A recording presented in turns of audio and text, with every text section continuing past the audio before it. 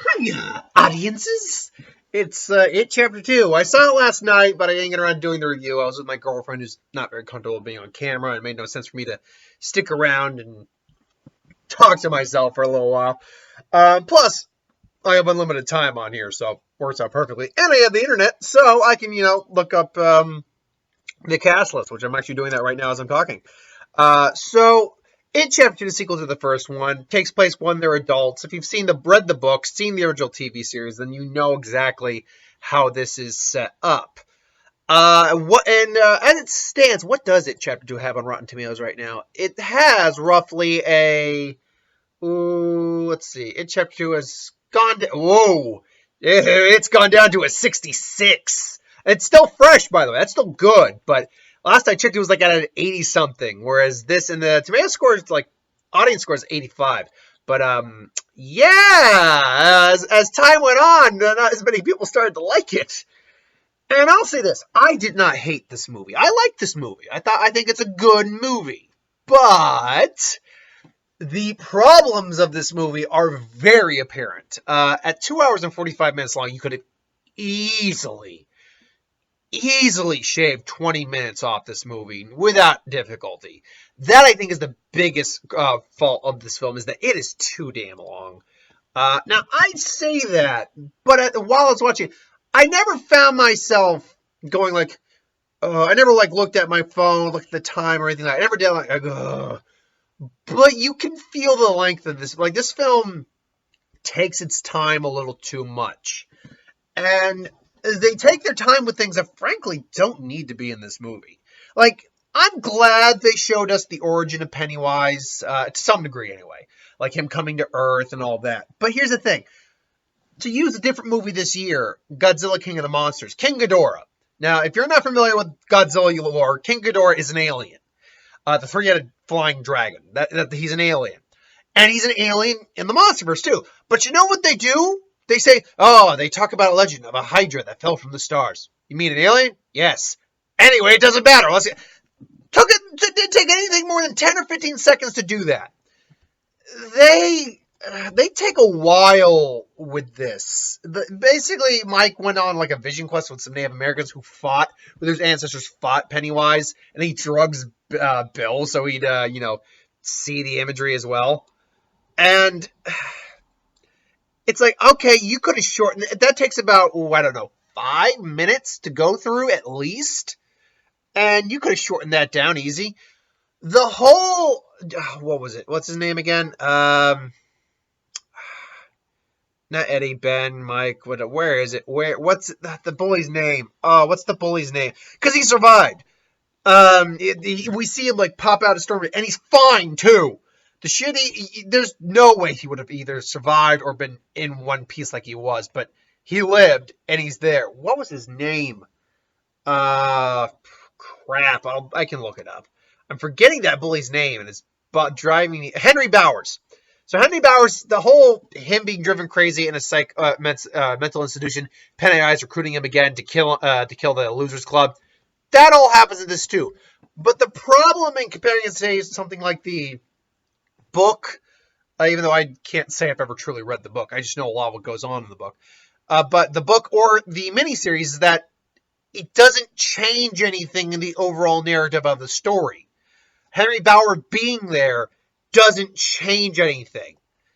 Because in the original TV series, he put Mike in the hospital.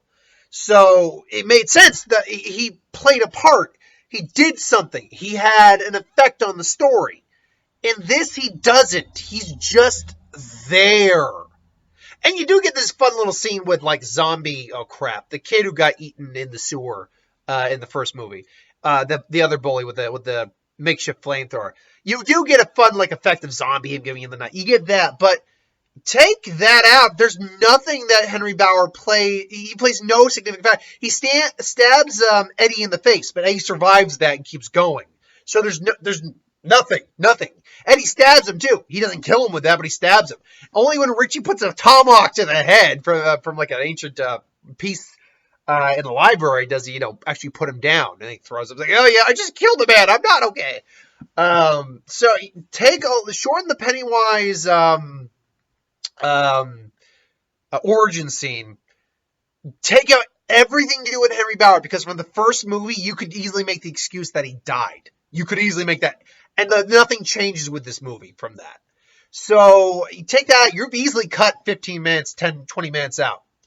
You take that out and maybe a couple of the flashbacks to the younger Losers Club, but I can see why most of them were there, because part of the story is, wow, I'm starting to lag a little bit.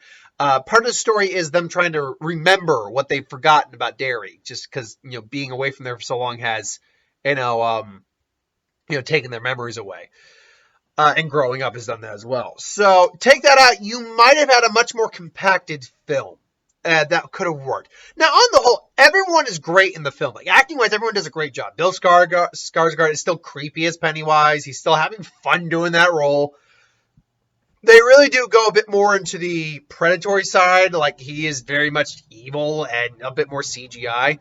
By the way, there's a higher kid body count in this. We see more than one kid get axed off on screen. He eats a gay guy, too, in the beginning of the film.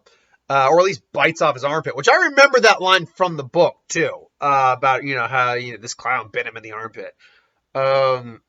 So he's having a good time in a role. All the actors are good. James McAvoy's always a good actor. Jessica Chastain, Bill Hader, Isa Mustafa, played Mike. Jay Ryan played the older Ben, and then James Ransom played older Eddie. That said, I mean, if there was any standouts among the Losers Club, it was probably Bill Hader as Richie. Here's another. It's not really an issue, but it's a little annoyance for me. There's this illusion that Richie is actually a closeted homosexual, and I'm like, okay, are they really gonna go anywhere with this? And they really don't. And look, I don't think him being gay or not gay was any sort of plot trope of the original book or in the original series, but if you're gonna bring this up, do something with it. And that's the thing, they don't do anything with it. Like, Pennywise mocks him, like, saying, I know your secret, should I tell them, Richie? But they don't really do anything with it. Like, let me just be sure that is what they were implying, because I can get basically the plot up.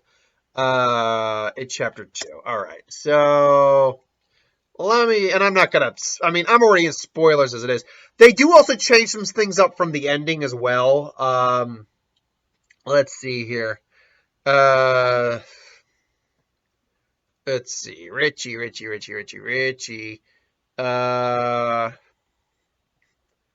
Okay, so, I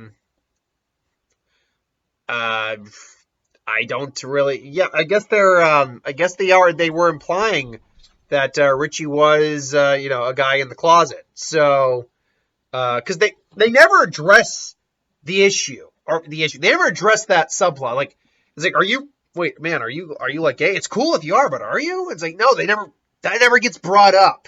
So, and it's very much that it's like something he's holding, because it's the Pennywise monster. I know your secret. Okay, it's not addressed. I mean, at the end we see that he writes, he carves his initial, and I think he carves Eddie's initial. It's R and E, which implies he may have had a thing for Eddie back in the day. But ultimately, it doesn't go anywhere. But like I said, Bill Hader as older Richie, he's really good. It's like, if anyone, I think he's probably the standout performance. Him and Jessica Chastain, I think, were the real kind of standout performers of this. I mean, James McAvoy's always good. He's great in this, but they were the two that really stood the peak. He's also the one who gets the most one-liners because he's Bill Hader. That's what you're going to do with him, and he's Richie, so that's what you're going to do with him. Overall, though, I was like, they do. It's a decent movie. It's unfortunately a little disappointing because I really enjoyed the first one. I only saw it twice in the theaters, and I think it's because upon second viewing, I'm like, okay, this doesn't hold up quite as well in the second viewing, but it's still solid. this one I can't see me seeing again in theaters unless someone I know desperately wants to see it. I mean, no, I know Mark wanted to see it with me, but he hasn't even seen the original, and he couldn't make it out of work anyway. It's difficult, but yeah, I mean, I liked it. I liked it. I did. Would I recommend it if you're interested in seeing it? Absolutely, I'd recommend it. But especially if you've seen the first one, like the first. If you really like the first one, if you love the first one, you'll like this one definitely. But it does it does uh doesn't meet the bar the first one set. Which, to be fair, a lot of sequels don't anyway. The fact that we got so many MCU sequels that a lot of people considered better than the originals, that we got Star Wars movies that were better than the originals, Indiana Jones movies that were considered better than the originals, that we got a lot of individuals or movies that did have sequels that were in fact better than the original. Like that's an achievement in filmmaking right there. Trailers. I don't have the book with me. It's actually in the other room. I'm not going to go get it though. I can remember most of them. We got Tenet, which still doesn't give us much on the plot. It's some sort of like investigation CIA thing. It's got David Washington, Denzel Washington's kid, who was in Black Klansman, one of my favorite movies of last year. What else did we get? We had Black Christmas, which is just another. I mean, it's the name. It's a name taken from a different horror movie, but it's completely different plot. Sorority sisters are being attacked by killer frats for like a cult or something like that, and it's like, okay, girl power. Ooh, you guys are with the wrong sisters. Okay, that's a thing. I don't know if I will, but Carrie had seen, or my girlfriend seemed interested in it, so I'll say that maybe if she wants to go see it, I'll go see it, or if it's something else out that week. What else do we have? Just seeing if I can remember anything else off the top of my head. Joker, the newest trailer, which is a good trailer. It's a very good trailer. I am interested to see how that plays out, as it's not connected to any other universe. So interested to see how that's going to play out. What's Joker currently standing at right now on Rotten Tomatoes? Because it was like at 86% last I checked. Let's see here, Joker. Let's see, Joker 2019, still 85. I mean, it went down a little bit, but yeah, from what I understand, this is a film most people are going to love, but here's the thing, I read some of those reviews too. Those reviews, it's like you take away this, this, and this, like, and this is what you have left. It's not much left. It's like, of course you don't have much left. You took away the entire movie. So it's tough. It's tough. I'm thinking on the other ones that can't remember any other DC movie except the little teaser for Birds of Prey, and that's all that was. I heard we were going to get the trailer attached to It Chapter 2 first before we even got it on the internet. Don't say that and only give us literally a 20-second teaser. God. I will say, it was a fun little intro.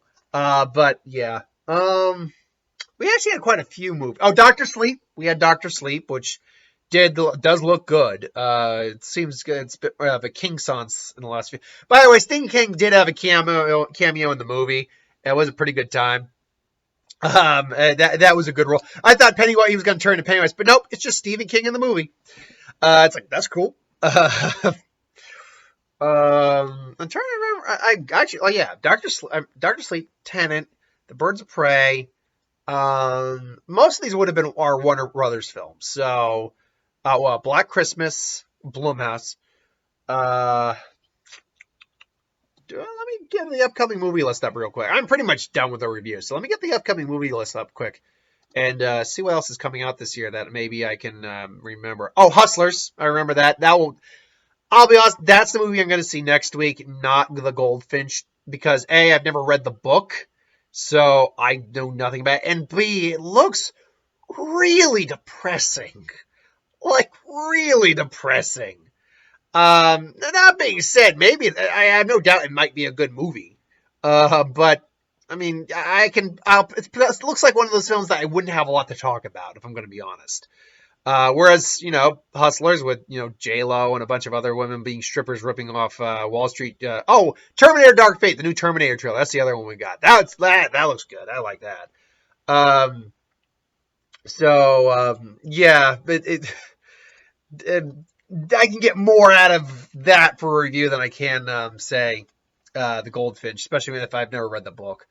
But anyway, I digress. Thank you for watching. I hope you enjoyed. Like, comment, share, subscribe. I'll put spoilers in the title.